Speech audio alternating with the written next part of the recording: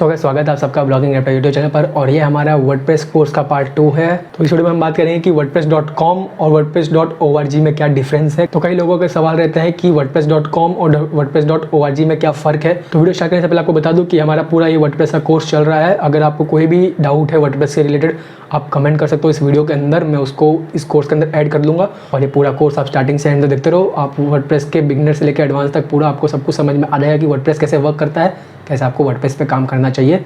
सो खैर छोड़िए, video start करते हैं।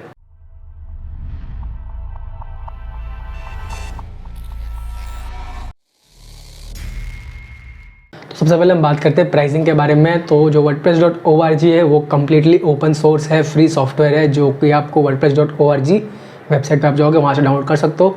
लेकिन वही जो wordpress.com है वो पूरी एक वेबसाइट है, वहाँ पे आपको प्लान बाय करना पड़ता है और जिस प्लान के हिसाब से जो फीचर्स है आपको वही मिलते हैं। तो जैसा wordpress.com की प्राइसिंग की बात करें तो फ्री में भी हम इसे स्टार्ट कर सकते हैं। जैसे यहाँ पे लिखा हुआ है स्टार्ट विथ फ्री, लेकिन इसमें जो फ्री प्लान है उसमें आपको ज़्यादा फीचर्स नहीं मिलते हैं, काफ़ी दिक्कतें आ जाती है बाद में। क्योंकि ये पूरा एक सॉफ्टवेयर नहीं है, ये पूरा एक वेबसाइट है जो हमें सॉफ्टवेयर एज ए सर्विस दे रहा है। जो वर्डप्रेस की सर्विसेज है वो हमें दे रहा है, लेकिन इसकी एक फ़ायदा ये था कि हमें साथ में इसमें होस्टिंग मिल जाती है। तो बस यही एक है। बाकी आप इसकी प्राइसिंग देख सकते हो, करीब 160 पर मंथ से ये स्टार्ट होता है। अगर आप एनुअली पे कर रहे हो और आप मंथली पे करोगे तो फिर आपको 420 पर मंथ पड़ेगा। ठीक है, तो ये एनुअली और मंथली का प्राइसिंग है wordpress.com की। और जो wordpress.org है वो तो ऑलरेडी फ्री है। अब बात करते हैं सेकंड पॉइंट जो कि है सिक्योरिटी वाइज। तो सिक्योरिटी के मामले में ORG की बात करें तो उसमें कोई दिक्कत नहीं आती है, लेकिन क्योंकि सब कुछ आपके हाथ में रहता है तो आपको पूरा कंट्रोल करना पड़ता है, सब कुछ मैनेज करना पड़ता है कि आप कोई ऐसा थीम इंस्टॉल ना करो जिसमें वायरस हो या फिर कोई ऐसा हैक अटैक हो सके। मतलब ट्रस्टेड सोर्सेज से आप थीम लो और पेड यूज़ करो। GPL के या फिर नल्ड के चक्कर में मत पड़ो। GPL भी अगर ले रहे हो या नल्ड ले रहे हो कहीं से तो ट्रस्टेड सोर्स हो, वहाँ से हो। तो उस तरीके से आपको वो सब ध्यान रखना पड़ता है। साथ ही में अगर आप कोई प्लगइन यूज़ कर रहे हो, कोई भी थर्ड पार्टी चीज़ आप अपने वेबसाइट में डाल रहे हो, तो उसका आपको ध्यान रखना पड़ेगा कि वो कोई ट्रस्टेड सोर्स से ही हो, वरना आपकी वेबसाइट हैक हो सकती है वहाँ पर और फिर आपको काफ़ी इशूज़ फेस करने पड़ सकते हैं। दूसरी तो हम बात करें wordpress.com की, तो वो पूरा एक सिस्टम है, वो जो भी है उनकी जो टीम है वो पूरा सिक्योर करती है अपनी वेबसाइट को। क्योंकि इसमें सिर्फ आपकी वेबसाइट नहीं आती, कई सारी वेबसाइट अलग भी आती है। तो वो पूरे अपने सिस्टम को सिक्योर रखते हैं और वो काफ़ी बड़ी साइट है, तो अच्छे खासे डेवलपर्स हैं जो उनकी वेबसाइट को सिक्योर रखते हैं। तो अगर बाई चांस आपकी वेबसाइट में कोई हैक अटैक भी हुआ या फिर आपकी वेबसाइट बाई चांस किसी से हैक हो भी गई तो वो आपको रिकवर करने में हेल्प करेंगे। लेकिन जो wordpress.org है वहाँ पे आपको कोई सपोर्ट नहीं मिलेगा। हालांकि इनके फॉरम्स आपको मिल जाएंगे, वहाँ पे आपको कैसे रिकवर करना है वो बता देंगे, लेकिन आपको करके कोई नहीं देगा। तो ये एक इसका डिसएडवांटेज है wordpress.org का wordpress.com के कंपैरिजन में। फिर हम बात करते हैं मोनेटाइजेशन, जो कि हमारा मेन मोटिवेशन होता है जिसके लिए लोग अपने वेबसाइट या ब्लॉग्स बनाते हैं।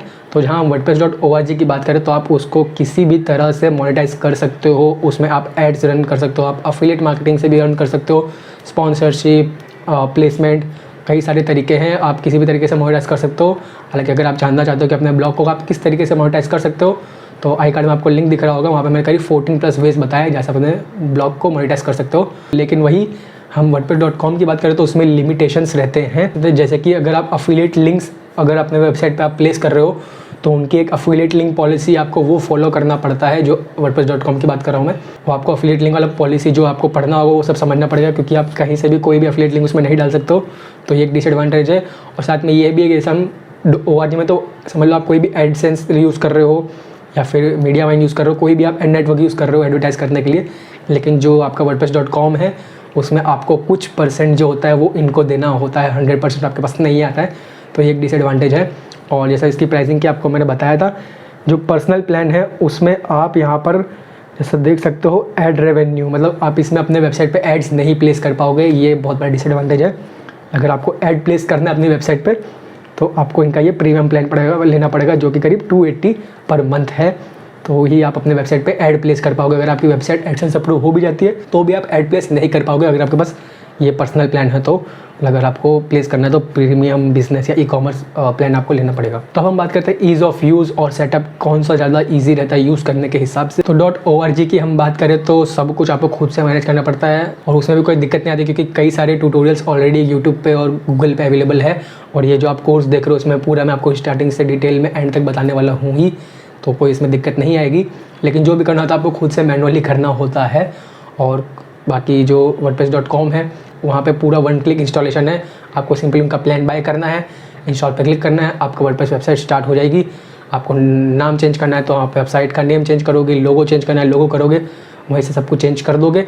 लेकिन जो वही .org की बात आती है तो आपको वहाँ पे सब कुछ खुद से करना पड़ेगा और अलग अलग जहाँ पे सेटिंग्स है वहाँ पे जा जाके आपको करना पड़ेगा। तो एज अ बिगनर आपको जल्दी समझ में नहीं आएगा तो वो दिक्कत हो सकती है, लेकिन उसकी भी कोई दिक्कत नहीं है क्योंकि ये पूरा कोर्स आपके लिए है ही फ्री में। तो हम बात करते हैं डोमेन और होस्टिंग की। तो जो .org है उसके लिए आपको अलग से डोमेन और होस्टिंग खरीदनी पड़ती है और उसे अपने होस्टिंग से कनेक्ट करना पड़ता है डोमेन को, और उस पर वर्डप्रेस इंस्टॉल करना पड़ता है।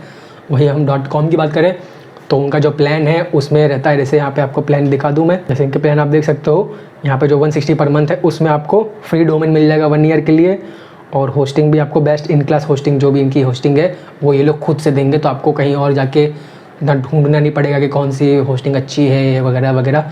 बाकी कस्टमर सपोर्ट भी इनका काफ़ी अच्छा है।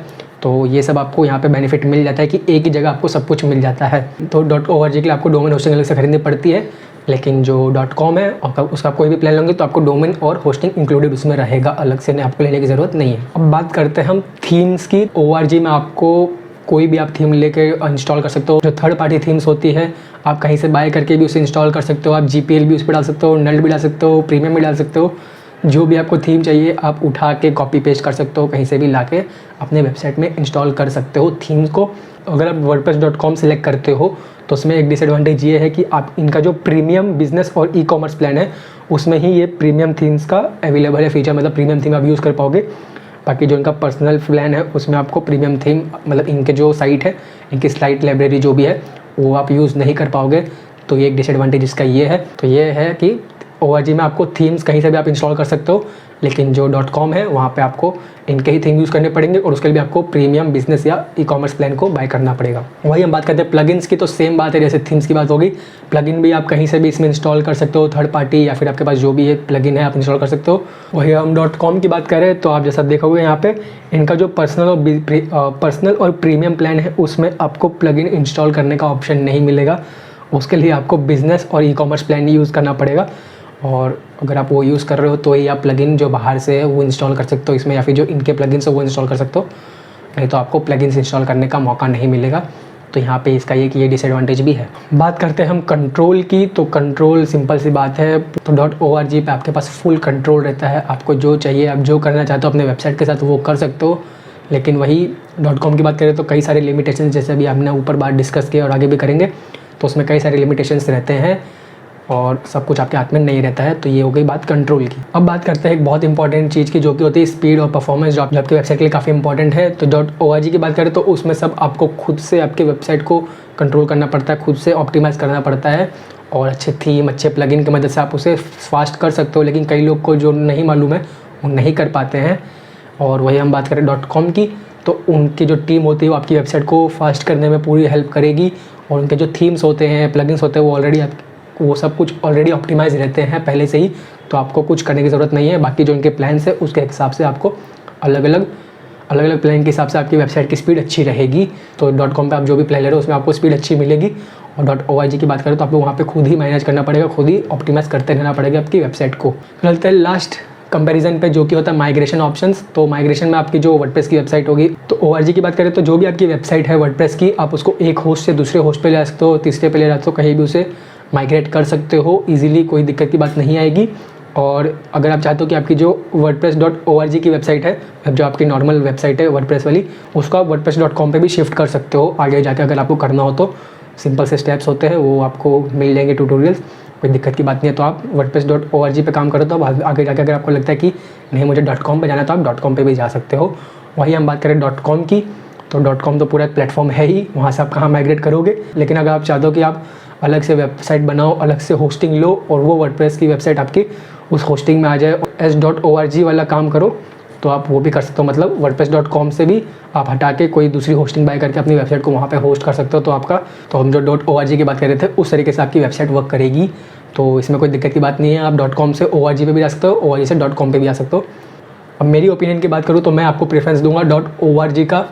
इसमें सब कुछ आपके हाथ में रहता है, आपको जो चाहिए जैसा करना है कर सकते हो अपने वेबसाइट के हिसाब से। और सबसे इंपॉर्टेंट फैक्टर आता है मोनेटाइजेशन का, क्योंकि हम वेबसाइट बनाते ही है अर्निंग करने के लिए, तो काफ़ी अच्छा ऑप्शन आपके लिए रहता है। फिर आप थर्ड पार्टी प्लगइन्स इंस्टॉल कर सकते हो, थीम्स इंस्टॉल कर सकते हो, और सब आपके कंट्रोल में रहता है। वेबसाइट का डिज़ाइन भी आप अपने हिसाब से पूरा कस्टमाइज़ कर पाओगे। प्राइसिंग भी इसमें कुछ देना नहीं पड़ता। डोमेन और होस्टिंग आपके आराम से 3-4 हज़ार में पूरे साल का आ ही जाता है और उसमें कोई दिक्कत की बात नहीं है, तो आप पूरा इजीली मैनेज कर पाओगे। और जो होस्टिंग आप ले रहे हो उनके भी कस्टमर सपोर्ट सिस्टम तो रहता ही है, तो वहाँ पे भी आपको कोई सपोर्ट चाहिए हो तो वो आपको मिल जाएगा, कोई खास दिक्कत की बात नहीं आएगी। कंट्रोल की बात करें, फ्लेक्सिबिलिटी की बात करें तो सब आपको .org में ज़्यादा ही मिल रहा है। तो सिंपल सी बात है, मैं org के साथ ही जाना प्रेफरेंस करूँगा, क्योंकि ऑलरेडी वर्डप्रेस के लिए कई सारे ट्यूटोरियल्स अवेलेबल है और ये पूरा कोर्स आपका यही बताने वाला है। तो आपको वर्डप्रेस के वेबसाइट को भी मैनेज करने में कोई दिक्कत नहीं आएगी। सो wordpress.org थम्स अप है। बाकी .com को भी अगर आपको कुछ नहीं मालूम है, आपको सिंपली वेबसाइट बनाना है, स्टार्ट करना है, तो आप wordpress.com पे जा सकते हो। 160 पर मंथ का इनका प्लान चलता है, तो उसको भी आप ट्राई कर सकते हो। तो यही था कंपैरिजन wordpress.org wordpress.com। तो उम्मीद करता हूँ आपको सब कुछ डिटेल में समझ में आया होगा। फिर भी कोई डाउट होता है तो आप नीचे कमेंट में पूछ सकते हो, मैं जल्दी से जल्दी उसका रिप्लाई देने की कोशिश करूँगा। सो उम्मीद करता हूँ आपको वीडियो ज़रूर पसंद आया होगा। पसंद आया जरूर इसे लाइक करना, शेयर करना अपने दोस्तों के साथ जो कि वर्डप्रेस में इंटरेस्टेड है या फिर उन्हें सीखना है, तो ये पूरा कोर्स काम आएगा। और क्या, फिर मिलता है अगले वीडियो में।